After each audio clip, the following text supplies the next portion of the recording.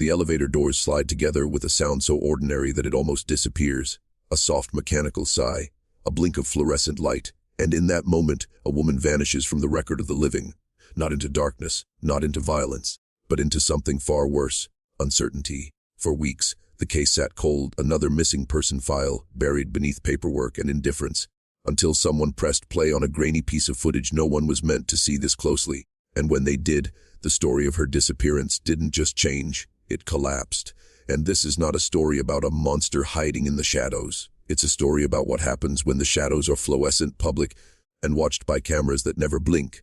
The hotel stood in plain sight off a highway Americans drive every day, business travelers, families, couples passing through. Nothing about it screamed danger. Nothing about that elevator suggested it would become a courtroom exhibit, a conspiracy, a mirror held up to institutional failure, and she checked in alone. That much is documented. A name typed into a system, a keycard printed, a timestamp that still exists even if she no longer does. Staff remembered her as quiet, polite, the kind of guest you forget minutes after they pass the front desk. And that is where the first mistake was made, assuming forgettable means harmless. And the elevator camera was old, black and white, no audio, the kind of device installed to reduce liability, not uncover truth. It captured her stepping inside late at night, shoulders tense, eyes scanning something the camera could not see. The doors didn't close right away. They hesitated, opened, closed again, and during that hesitation, something happened that would fracture this case forever. And investigators would later say the footage was strange. That word does not do it justice, because strange implies curiosity. What this footage carries is dread, the kind that creeps in after midnight, when you replay the same 10 seconds and realize the fear on her face wasn't random. It was recognition, and by the time the footage surfaced publicly, the narrative authorities had constructed was already wrong. And once Americans saw what the elevators saw, there was no going back. And when investigators first reviewed the footage, they watched it the way institutions always do, quickly, clinically, with assumptions already in place. A woman enters an elevator. She appears agitated. She presses buttons repeatedly. She steps in and out. On paper, it was easy to explain away stress, fatigue, alcohol, maybe a mental health episode. The file was already trying to close itself. But the public didn't watch it like that. The public watched it at night alone with the volume low and the screen too close. They noticed the pauses, the way her body stiffened before the doors reopened, as if she expected someone to be there. The way she leaned forward, peering into the hallway, then snapped back inside like a child who'd touched something hot. Fear doesn't announce itself loudly. It leaks, and frame by frame, the footage began to betray a different truth. Her hands weren't random. They hovered near the door frame, testing distance, measuring timing, as if she were calculating whether she could make it out before something made it in. Her eyes didn't wander. They tracked, left to right, down the corridor, then suddenly, straight at the camera for less than a second. And in that glance was something no report could capture: a plea. And hotels are designed to feel temporary. No roots, no history, just rooms that erase the people who sleep in them. But this one had a past, decades of it. Police logs filled with unrelated incidents.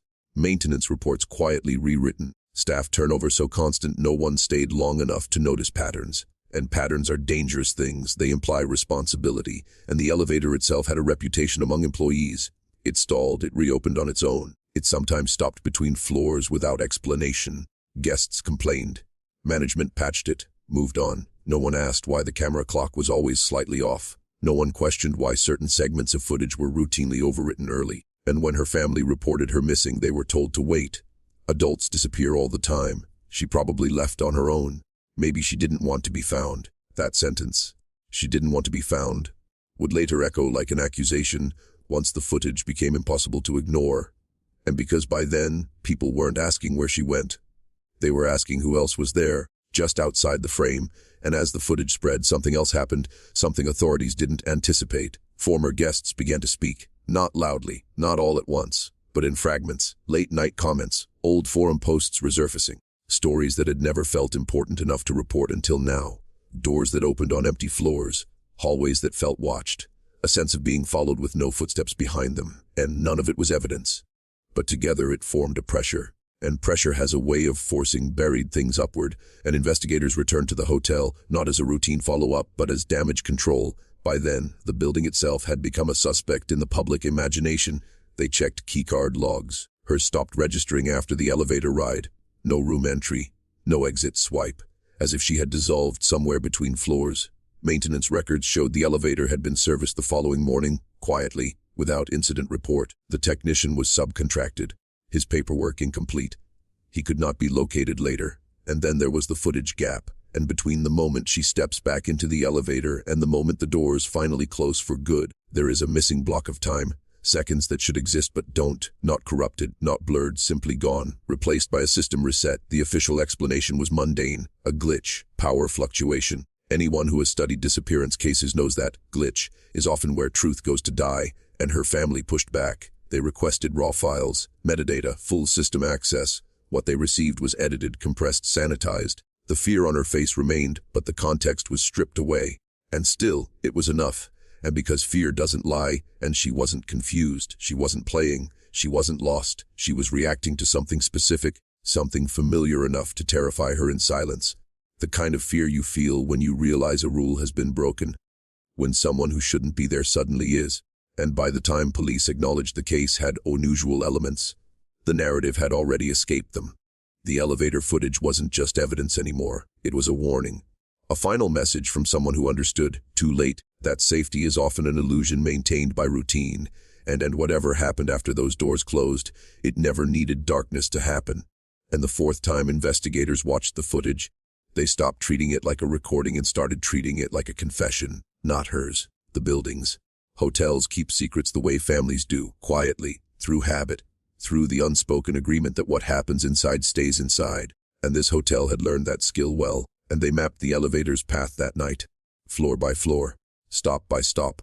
What they found didn't match the system logs. The elevator should not have paused where it did. It should not have reopened its doors without a call button pressed.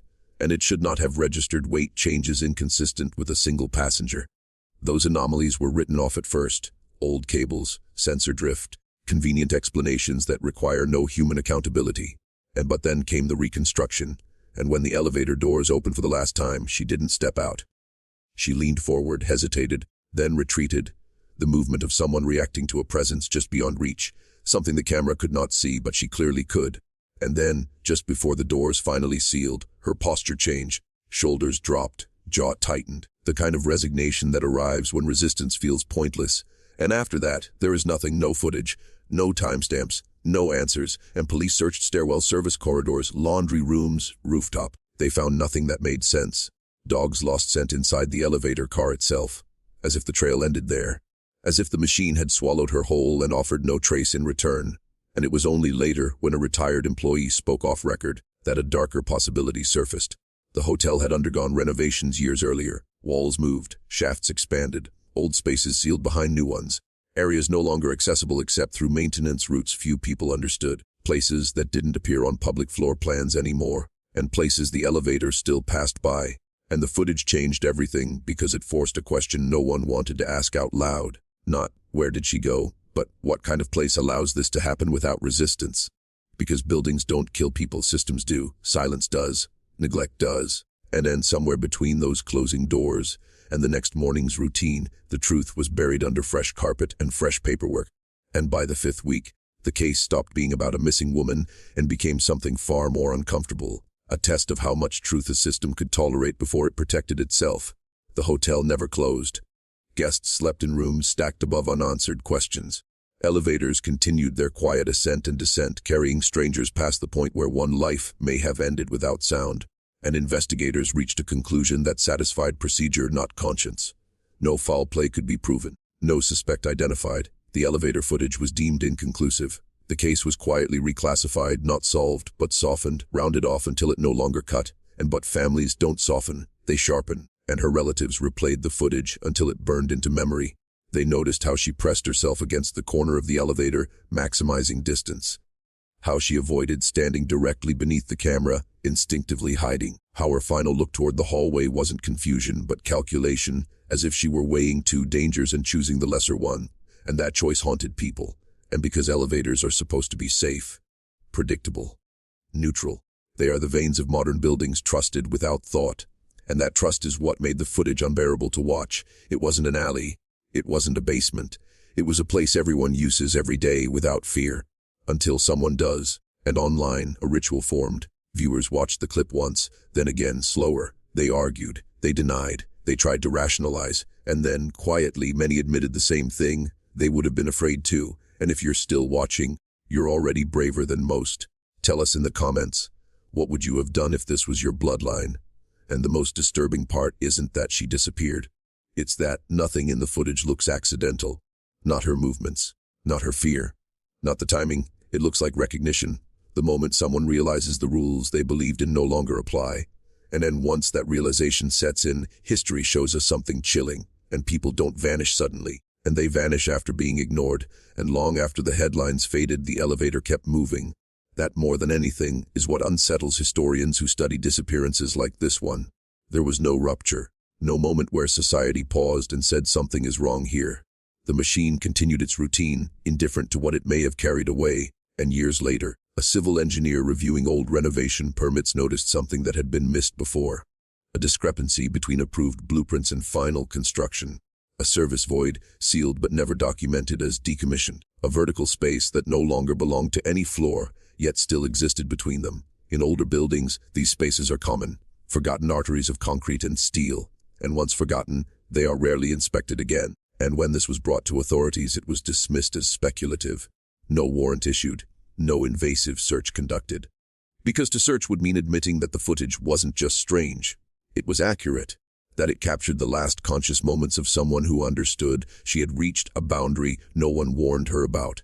And the elevator footage changed the case forever, not because it showed what happened, but because it showed what didn't. No struggle, no chaos, just awareness. Fear refined into silence. That is the kind of fear that leaves no marks and produces no evidence. The kind institutions are most comfortable denying, and across America other families recognized the pattern. Different names, different buildings, same ending. A last mundane moment recorded, a gap. Then paperwork. Disappearances don't always come with screams. Sometimes they come with fluorescent lighting and a camera mounted too high to see what matters. And the historian's role is not to accuse without proof, but to remember when others forget. And this case remains remembered not as an unsolved mystery, but as a warning preserved on loop. A reminder that progress builds upward, but secrets sink into the spaces between, and the elevator doors closed. And America looked away, and the final record of her existence is not a body, not a confession, not even a crime scene. It is a pause, a hesitation caught in low resolution, a human instinct frozen inside a machine designed to move without thought. And that may be the most honest artifact this country has ever produced about how people disappear.